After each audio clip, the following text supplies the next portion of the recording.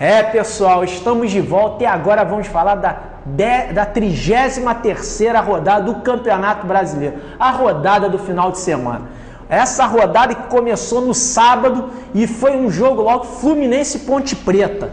Fluminense e Ponte Preta fizeram um jogo tecnicamente muito baixo no Maracanã. Foi um jogo tecnicamente feio, os dois times não souberam jogar bem. Fluminense novamente, as chances que teve, perdeu na cara do gol.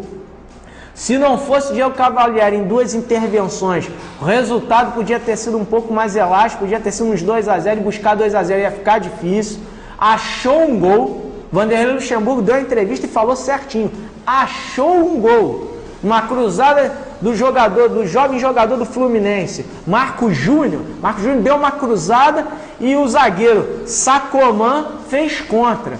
O Fluminense foi mal nesse jogo, tivesse jogado como fez contra o time do Cruzeiro, bem montadinho atrás, saindo na boa, entendendo a sua realidade atual, porque o Fluminense às vezes parece que ainda, não, sou campeão brasileiro, ou vai para aqueles times, time de guerreiro, não pode ficar vivendo disso não. Tem que acertar taticamente, tem que jogar fechadinho. O jogador tem que ter o mesmo comprometimento dos jogadores do Botafogo. Ele entra e faz o que o Oswaldo de Oliveira faz. Se der errado, a culpa é do treinador. O Oswaldo mesmo fala isso. Se der errado, a culpa é minha. Um jogo que o Fluminense tinha que ganhar para fugir do fantasma do rebaixamento.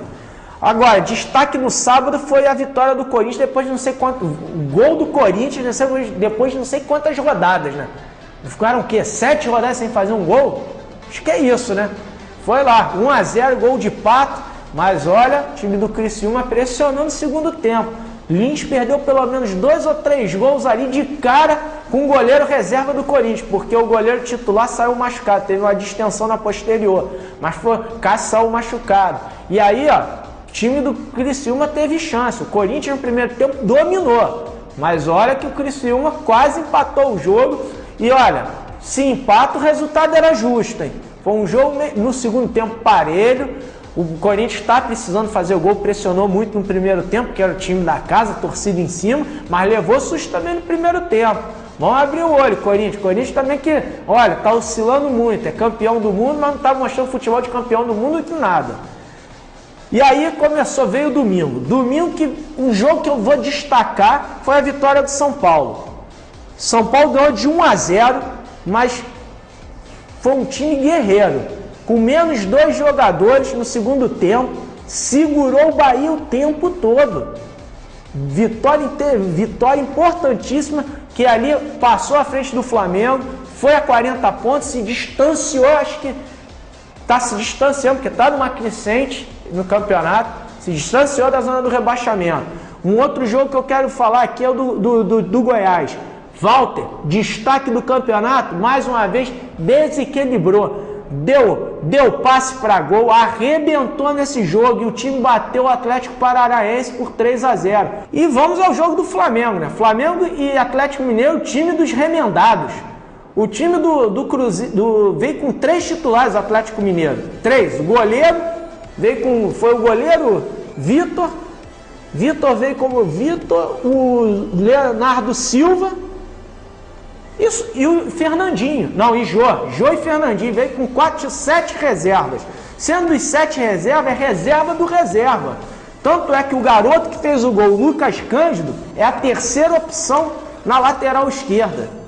Quer dizer, veio um time muito remendado que mostra aquele time sempre virtuoso de Cuca, jogando para frente, mas muitos erros de passe, exatamente por um time, alguns reservas do reserva. E o Flamengo, além de poupar alguns jogadores como Paulinho, Elias, Léo Moura, tinha ainda alguns jogadores machucados, como lesionados e suspensos, como Chicão, André Santos, João Paulo. O Flamengo veio também muito remendado, veio com Digão na lateral direita, veio com Frauch, zagueiro jogando de lateral esquerdo. Eu sempre fico temeroso quando botam um zagueiro de lateral esquerdo. Foi um jogo de muitos erros de passe dos dois lados. O Atlético no primeiro tempo foi melhor em alguns momentos, mas o Flamengo teve chance sim. Hernani perdeu o gol, Bruninho perdeu 2 gols. Bruninho que entrou no lugar de Gabriel que novamente foi mal. Ele quando começa jogando vai mal, entra sempre bem no segundo tempo, mas quando começa de início É sempre uma catástrofe. O Flamengo poderia ter tido uma sorte melhor. E Lucas Cândido, que foi o destaque exatamente num jogo fraco tecnicamente, acertou uma pancada no ângulo do Felipe e abriu o placar 1-0 e foi a vitória.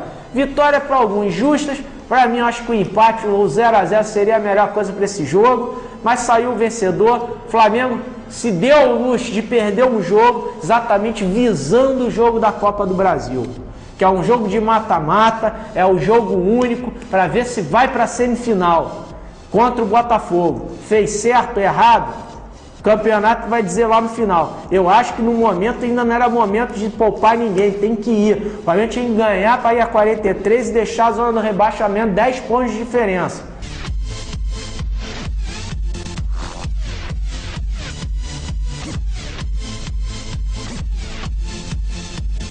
Vamos ao destaque dos cariocas, que foi o clássico do Maracanã, Botafogo e Vasco. Jogo esse que o Botafogo, diferente do Flamengo, que foi o que o Oswaldo de Oliveira falou, que botou vários titulares para descansar, como Sidorf, Rafael Marques e outros jogadores, logo com menos de 10 minutos de jogo, 2-0 para o Botafogo.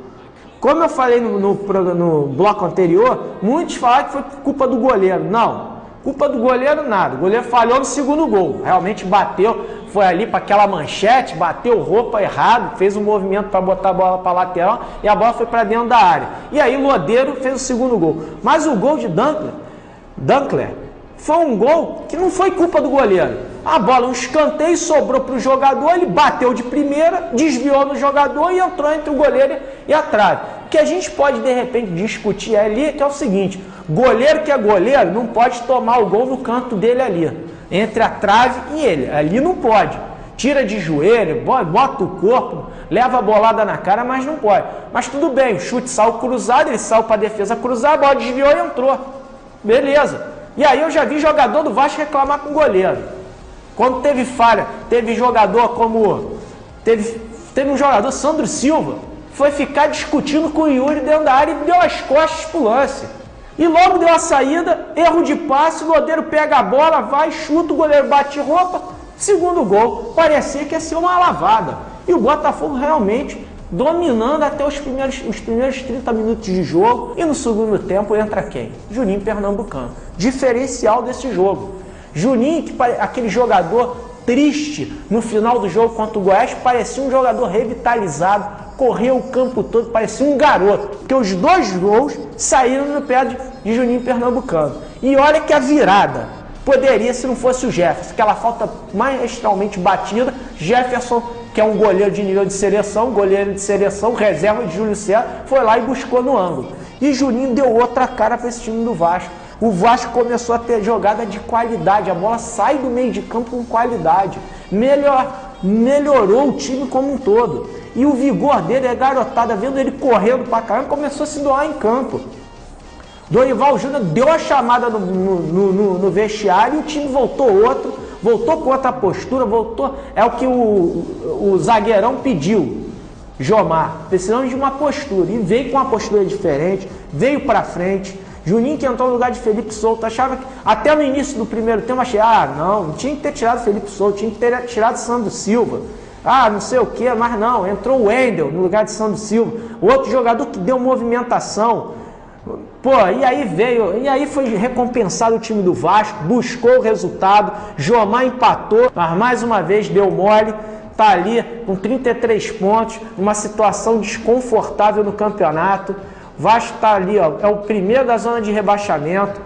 Bahia está a 3 pontos, está com 36. Curitiba com 37. Portuguesa com 38. Portuguesa parecia que tinha se distanciado. Já voltou a ter que a ficar apreensivo com o rebaixamento. Corinthians com 40. Flamengo com 40. São Paulo com 40. Ainda corre uma pequena chance de rebaixamento ali, 2, 3%. Mas se não abrir o olho, fantasma chega. Imagina o Vasco ganhando o jogo, Criciúma ganhando o jogo na próxima rodada e esses times perdendo. Já embola tudo de novo.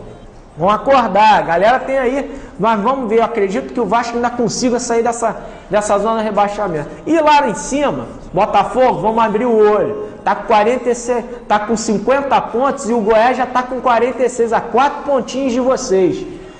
Se o Goiás ganhar o próximo jogo, Goiás na próxima rodada pega o Náutico. O Botafogo pega o Atlético Mineiro. Normalmente é jogo encardido pro Botafogo. Se o Botafogo perder esse jogo e o Goiás ganhar, já fica ali, ó, 1 ponto de diferença. Botafogo, vamos abrir o olho. Vamos abrir o olho, senão pode perder essa vaga da Libertadores. Eu não sei se o Goiás vai ter gás para isso. Eu acho que o Goiás é um fogo de palha agora dessa zona, mas eu acho que não vai dar não. Mas vamos abrir o olho, Botafogão. Pessoal, estamos chegando ao final de mais um NGT Esporte. Mas faça como o pessoal aí dos internautas, participe da nossa página no Facebook, NGT Esporte. Faça a pergunta, dê sua opinião. Semana que vem teremos mais um encontro marcado. Então, até lá, uma boa noite e tchau!